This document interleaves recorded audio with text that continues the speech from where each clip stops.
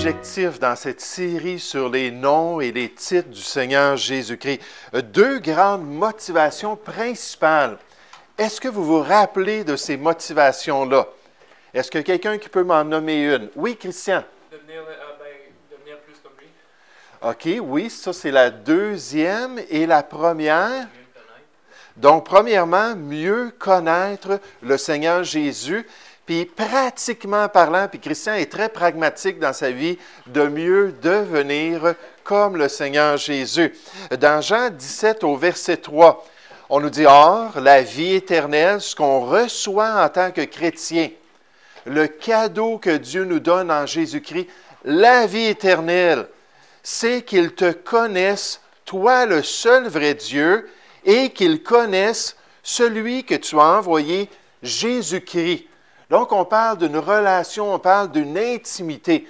Est-ce que là, ce verset-là nous parle de mieux connaître Jésus ou mieux imiter Jésus? Mieux connaître. Ici, on nous parle de vraiment avoir cette relation-là, apprendre de plus en plus à le connaître. Dans 1 Pierre chapitre 2, au verset 21, on nous dit « Et c'est à cela que vous avez été appelés à souffrir dans le contexte. » Parce que Christ aussi a souffert pour vous, vous laissant un exemple afin que vous suiviez ses traces. Est-ce que c'est connaître Jésus ici ou est-ce que c'est imiter le Seigneur Jésus? C'est imiter le Seigneur Jésus. Et vous savez, dans les Écritures, les deux sont très importants. Mieux connaître, mieux apprendre, mieux expérimenter notre relation avec le Seigneur Jésus, puis ensuite partir dans ce monde puis être une image de Jésus, être un modèle, les deux sont liés ensemble. Jésus dit dans Jean chapitre 10, alors qu'il parle de ses brebis, de ceux qui croient en lui, il dit « Je suis le bon berger. Je connais mes brebis et elles me connaissent. » Donc, elles apprennent à me suivre, elles apprennent à me connaître. Mes brebis entendent ma voix, je les connais et elles me suivent. Donc, elles vont suivre le berger, elles vont accomplir la volonté du berger. Donc, les deux réalités sont là, les deux sont importants pour le chrétien. La dernière fois, on a parlé de Jésus comme étant l'agneau. Le Seigneur Jésus comme étant l'agneau de Dieu. Puis on a appris dans le Nouveau Testament que Jésus est comparé à deux sortes d'agneaux. Est-ce que vous vous rappelez de ces deux sortes d'agneaux-là? Quelqu'un? Oui. Oui, il y avait l'agneau pascal, ça c'est le deuxième, qu'on voit surtout dans quel livre? Non, dans le dernier livre de la Bible. Le livre de l'Apocalypse, à 25 reprises, Jésus est présenté comme l'agneau pascal, mais l'autre agneau, est-ce que quelqu'un qui se souvient? Oui. L'agneau pour le sacrifice standard, le sacrifice dans le temple. Donc, on voit ces deux expressions-là, et Jésus est décrit avec ces deux expressions-là. Donc, qu'est-ce qu'on a appris la semaine passée concernant le Seigneur Jésus? On a parlé d'un aspect qui l'a amené à devenir l'agneau de Dieu, une décision de son cœur. De faire quoi? Pensez au sacrifice. Oui, Mme Jutras. Oui, de faire la volonté de Dieu, de boire cette coupe amère-là pour pouvoir plaire au Seigneur, de se sacrifier lui-même. Dans Jean 10, 18, il a dit en passant, « Personne ne m'ôte ma vie. » Hein, ce n'est pas une manigance des Juifs, ce n'est pas une injustice des Romains. Personne ne m'ôte ma vie. C'est qui m'ôte ma vie? C'est moi-même. Je la donne de moi-même. Puis ensuite, on a vu comment est-ce qu'on peut imiter Jésus en tant que chrétien en se sacrifiant ou s'offrant nous-mêmes à Dieu. Sur l'autel du sacrifice à chaque jour, comment est-ce que je peux plus ressembler à Jésus? Comment est-ce que je peux plus me sacrifier pour accomplir la volonté de Dieu? Cette semaine, cette fois-ci, j'aimerais qu'on puisse parler de Jésus comme étant la vie. Jésus comme étant la vie, c'est une expression qui le décrit, un titre que même il s'approprie pour lui-même. Dans un passage bien connu dans Jean 14 au verset 6, il dit « Je suis le chemin, je suis la vérité et je suis la vie. Nul ne vient au Père que par moi. » Jésus se décrit comme la vie. Qu'est-ce qu'on peut apprendre de Jésus avec ce concept-là qu'il est la vie? Qu'est-ce que ça nous dit de lui qu'il a ce titre-là, la vie elle-même. Est-ce qu'il y a quelqu'un qui a une idée? Comment est-ce qu'on pourrait représenter ça? Oui. Si lui, c'est la vie, puis moi, je ne l'ai pas, j'ai pas la vie. Oui, c'est effectivement une des applications qu'on va voir, qu'il faut avoir Jésus dans ma vie si je veux vraiment avoir la vie que Dieu a pour nous. Mais dans les Écritures, on apprend différentes choses au sujet de la vie. Il y a différentes sortes de vies, puis dans chacune de ces vies-là, Jésus est l'auteur de cette vie-là. Par exemple, Jésus est la source de l'existence physique ou de la vie physique. Si j'ai un corps aujourd'hui, si je suis capable d'être là devant vous puis de vous parler, de faire mes grimaces, puis de faire toutes ces choses-là, c'est parce que Dieu et le Seigneur Jésus en particulier m'a donné la vie. La vie physique vient de lui, pas d'un processus évolutif naturel, c'est surnaturel, c'est Dieu qui a fait ça. Dans Colossiens 1,16, on nous dit « Car en lui, Jésus-Christ, ont été créées toutes les choses qui sont dans les cieux et sur la terre, les visibles et les invisibles, trône, dignité, domination, autorité, tout a été créé par lui et nécessairement pour lui. » Jésus est la source de notre vie physique. Dans Jean 1, on nous dit « Toutes choses ont été faites par elle » et on nous parle de Jésus, la parole, dans le contexte. Et rien de ce qui a été fait n'a été fait sans elle. En elle était la vie. Et la vie était la lumière des hommes. Regardez avec moi dans Genèse chapitre 2. Genèse chapitre 2, où on voit la création du premier être humain, où on voit la création d'Adam. Puis vous allez voir dans ce passage-là que l'être humain, c'est plus que juste de la chair. L'être humain, c'est plus que juste des molécules, plus que des nerfs, plus qu'un cerveau, plus qu'un cœur. Il y a quelque chose qui est nécessaire dans la vie de l'être humain. Et d'ailleurs, parler à un ambulancier, une ambulancière, un paramédic, un médecin, quelqu'un qui travaille avec les gens. Puis quand une personne décède, le corps est toujours là. Ils peuvent continuer à le tenter, ils peuvent continuer à essayer de le choquer, de le réanimer. Mais quand la partie invisible qui nous rend vivants n'est plus là, à un moment donné, après quelques minutes, c'est terminé. Tu auras beau continuer à faire tout ce que tu peux pour animer la personne, elle n'est plus là. La vie a quitté son corps. Dans Genèse chapitre 2 au verset 7. Est-ce que Maxime, tu pourrais nous lire cela? L'Éternel Dieu forma l'homme de la poussière de la terre. Il souffla dans ses narines un souffle de vie, et l'homme devint un être vivant. D'accord. Donc, il souffla dans ses narines un souffle de vie. Pourquoi est-ce que je suis vivant aujourd'hui? Pourquoi est-ce que j'ai la motion aujourd'hui? Pourquoi est-ce que j'ai l'intelligence? Qu'est-ce qui s'est produit? C'est que Dieu me permet d'avoir encore le souffle de vie. Et qui, en fait, était là pour faire ça pour Adam? C'est le Seigneur Jésus lui-même. C'est lui qui est la cause de la vie. C'est lui qui est la source de la vie. Et là, on nous dit ça concernant le premier Adam, mais il y a un autre Adam dans les Écritures. Puis on nous dit concernant cet autre Adam-là, c'est pourquoi il est écrit « Le premier homme, Adam, devint une âme vivante. » Dieu a soufflé la vie dans son corps, puis il est devenu vivant. Puis là, après ça, il a continué avec sa progéniture, puis à travers les générations. Puis là, l'être humain, aujourd'hui, nous sommes les descendants de ce premier être vivant-là. Puis on a la vie grâce à cette œuvre-là que Dieu a accomplie. Mais là, on nous dit le dernier Adam, où Jésus est devenu un esprit vivifiant. Donc, le Seigneur Jésus est venu pour donner la vie, pour permettre aux gens d'avoir la vie. Donc, ça, c'est le deuxième aspect. Le deuxième aspect de la vie. Il y a la vie physique et c'est le Seigneur Jésus qui est derrière cette vie-là. Toutes choses ont été créées par lui. Mais il y a une vie spirituelle. Puis c'est encore le Seigneur Jésus qui est derrière cette vie-là. Jésus est la source de l'existence spirituelle. Il est la source de la vie spirituelle. Ça va au-delà du corps. Ça va au-delà de notre expérience en tant qu'être humain. Pendant 21 ans, j'étais vivant physiquement, mais je n'avais pas la vie spirituelle. Comment est-ce que Dieu décrit le pécheur avant son salut? Il nous dit que nous sommes morts, nécessairement pas physiquement, là, Avant de connaître le Seigneur Jésus, je n'étais pas à la morgue, là. J'étais vivant, mais j'étais mort spirituellement. Je n'avais pas cet esprit-là qui était en contact avec Dieu. Je n'avais pas cette relation-là. Et c'est le Seigneur Jésus qui nous permet d'avoir cette vie-là. On nous dit, mais Dieu qui est riche en miséricorde, à cause du grand amour dont il nous a aimés, nous qui étions morts par nos offenses. Dans le verset 1, ça nous dit nos offenses et nos péchés. Nous sommes tous dans la même condition spirituelle.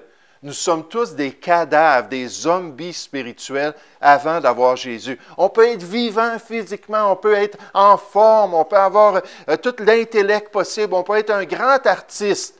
C'est tout physique. Mais ça prend une nouvelle vie spirituellement.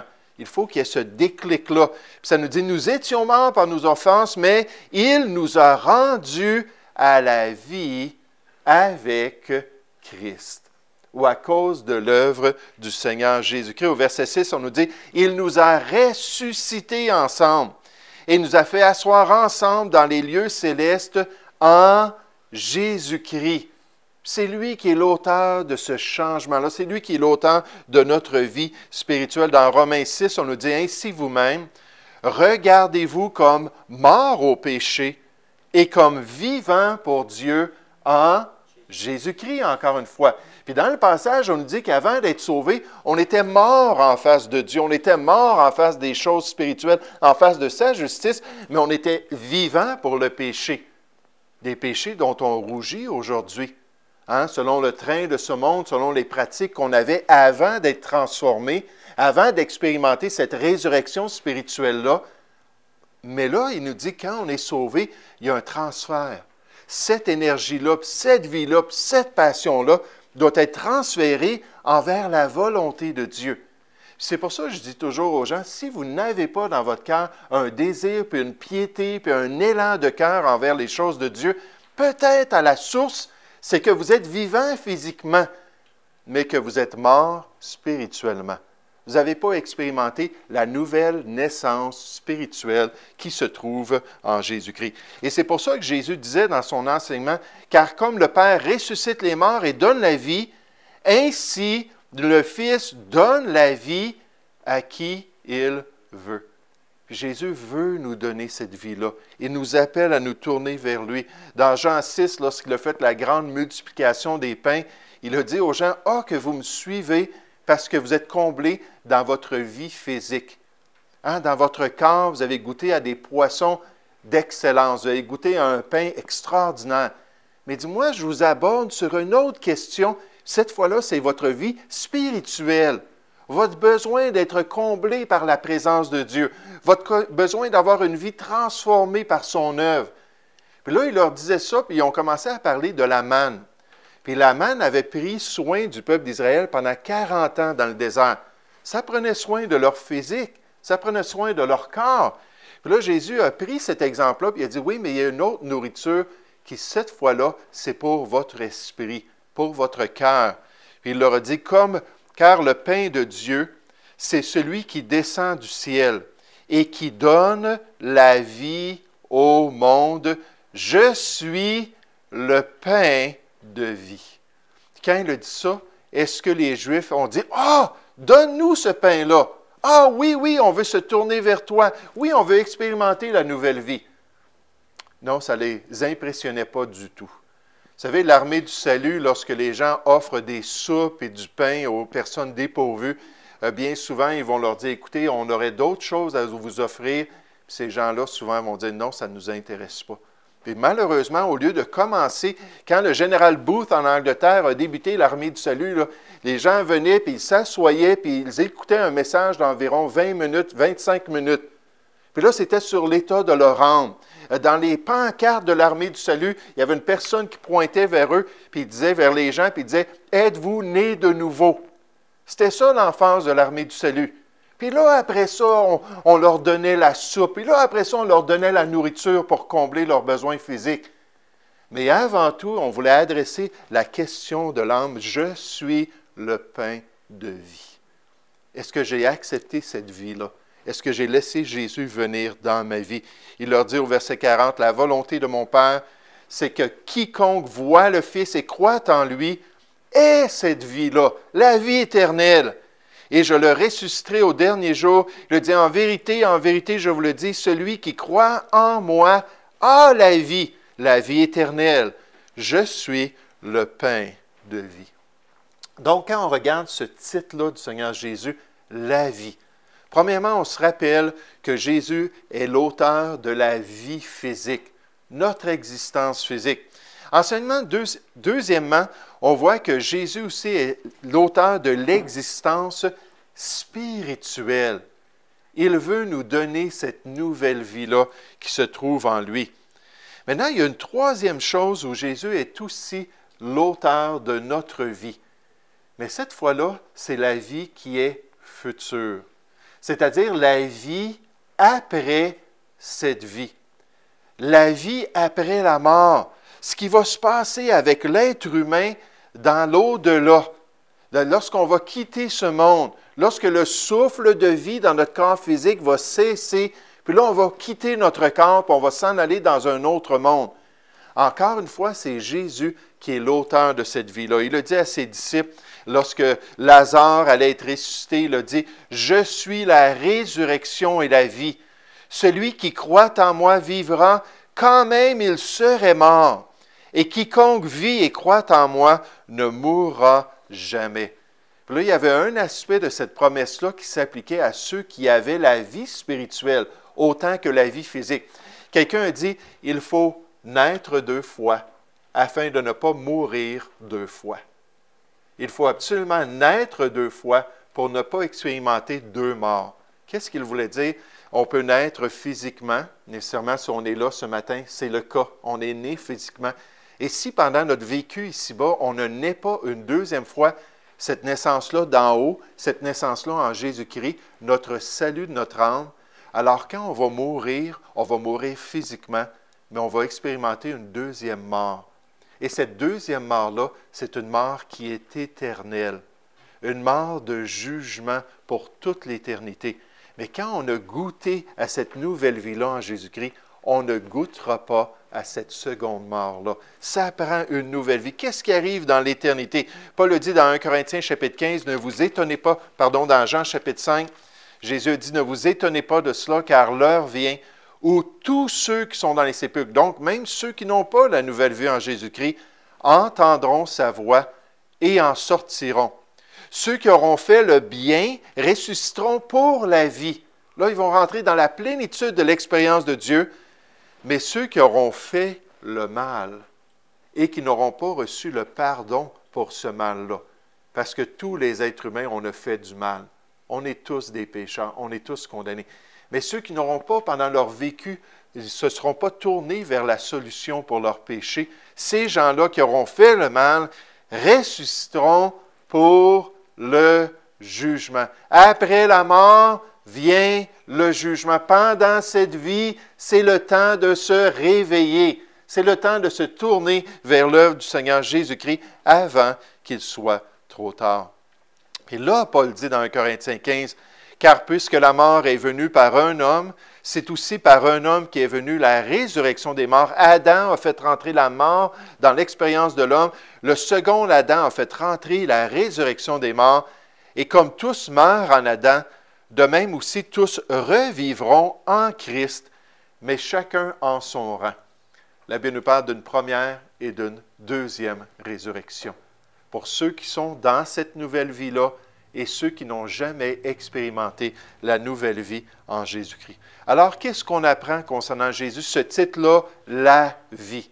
On apprend premièrement que l'existence physique vient du Seigneur Jésus. On peut le remercier, moi je le fais régulièrement. Je me lève le matin, puis j'ai un corps fonctionnel, puis je suis capable d'accomplir mes responsabilités, puis je dis merci Seigneur que tu me donnes cette grâce-là. Merci que je n'ai jamais eu d'AVC jusqu'à présent. Merci que je n'ai pas eu un infarctus. Merci que je n'ai pas eu telle et telle situation dans ma vie, un accident, une blessure, un handicap. Puis je dis merci Seigneur pour ta bonté. C'est toi qui me permets de vivre et d'accomplir ta volonté. Maintenant, deuxièmement, Jésus est aussi la source de l'existence spirituelle. il faut naître de nouveau. Comme on est né une fois, il faut naître une nouvelle fois. Avoir la vie dans notre âme. Hein, pas être un zombie sur cette terre, mais au contraire, expérimenter la plénitude de ce que Dieu voulait pour nous. C'est pour ça que Jésus a dit à ses disciples, l'homme ne vivra pas de pain seulement. Pas aux disciples, en fait, au diable, l'homme ne vivra pas de pain seulement, mais de toute parole qui sort de la bouche de Dieu. Alors, si on est vraiment vivant, ce n'est pas juste de combler notre physique, c'est de combler aussi notre esprit, de combler cet homme intérieur. Puis, ultimement, cette existence-là, future, dépend aussi de lui, mais là, ça, il le donne à tous. On va ressusciter un jour. On va sortir des tombeaux. On va revenir à la vie. C'est ça que le mot résurrection veut dire, c'est revenir à la vie. Mais le problème, c'est que pour certains, ça va être pour le jugement. Et pour d'autres, ça va être pour la félicité. Et Dieu divise l'humanité dans ces deux catégories-là. Ceux qui vont ressusciter pour la vie, ceux qui vont ressusciter pour le jugement de Dieu. Maintenant, n'oublions pas, on a deux objectifs. Est-ce que vous vous rappelez de nos deux objectifs? Premièrement, mieux connaître le Seigneur Jésus. On vient d'apprendre qu'il est la vie. Tous les aspects de la vie physique, la vie spirituelle, la vie à venir dans l'au-delà, c'est tout lié à Jésus-Christ. C'est lui qui est en charge de notre destin. Puis deuxièmement aussi, mieux connaître Jésus, mais mieux quoi? Mieux imiter le Seigneur Jésus. Oh, là, ça devient un peu ambigu. Des fois, il y a des titres, c'est simple. Agneau, sacrifice, je dois me sacrifier, je dois m'offrir à Dieu. M'offrir sur l'autel. Maintenant, Jésus est la vie. Comment est-ce qu'on peut appliquer ça dans notre vie? Est-ce qu'on a la capacité de donner la vie à quelqu'un? Dites-moi, oui ou non? Non, certains vont dire oui par la procréation. Ils vont dire on va aller avoir beaucoup d'enfants puis on va faire partie de cette partie-là physique de pouvoir donner la vie. Mais en réalité, non. Est-ce que même en tant que chrétien, on peut conserver la vie de quelqu'un? Ultimement, non, pratiquement des fois. Par exemple, dans la question de l'euthanasie. Hein, si on a un parent, par exemple, qui est rendu à un certain âge, il a une maladie, puis ainsi de suite, puis là, on nous demande, bon, est-ce que tu veux qu'on puisse l'euthanasier pour arrêter ses douleurs physiques? Puis là, ça pourrait être peut-être une possibilité de faire un choix qui pourrait maintenir la vie. Je pense à l'avortement. J'ai beaucoup apprécié le témoignage d'une dame qui, lorsque finalement elle a eu une relation illicite, puis elle est tombée enceinte, on lui a dit, écoute, fais-toi avorter. Le gars, lui, il a eu son plaisir, puis il ne voulait rien, il ne voulait pas de responsabilité. Il dit, fais-toi avorter, puis la famille voulait qu'elle se fasse avorter, il y avait beaucoup de pression. Puis la personne a dit, non, je vais garder mon enfant. Puis Dieu l'a béni à cause de cela. Donc, dans certaines circonstances, peut-être, on pourrait dire que pour imiter Jésus ici, ça serait plus d'honorer la vie qu'il a donnée. N'est-ce pas? Ce serait plus de prendre soin des êtres vivants, de reconnaître la préciosité de ce don-là que Dieu a donné à l'être humain d'être vivant, puis de faire partie de cette solution-là pour entretenir la vie physique et maintenant la vie spirituelle aussi de nos frères et de nos sœurs dans le Seigneur. Dans Proverbe 24, je réfléchissais à ça, puis il y a un passage qui m'est venu à l'esprit. Puis dans Proverbe 24, ça dit « Délivre ceux qu'on traîne à la mort ». Ceux qu'on va égorger, ceux qu'on va tuer, on va leur enlever la vie, puis on nous dit « sauve-les ». Puis là, dans le contexte, on peut s'imaginer que quelqu'un est au courant d'une situation, un crime qui s'est produit. Puis dans ce crime-là, il y a une personne qui a été accusée par de faux accusateurs, de faux témoins. Puis là, elle le sait, c'est quoi que c'est vraiment produit. Puis là, c'est une peine capitale en Israël, puis cette personne-là va être exécutée, elle va perdre sa vie. Puis là, Dieu dit, écoute, lève-toi et sauve-la, délivre-la, sois un témoin véridique.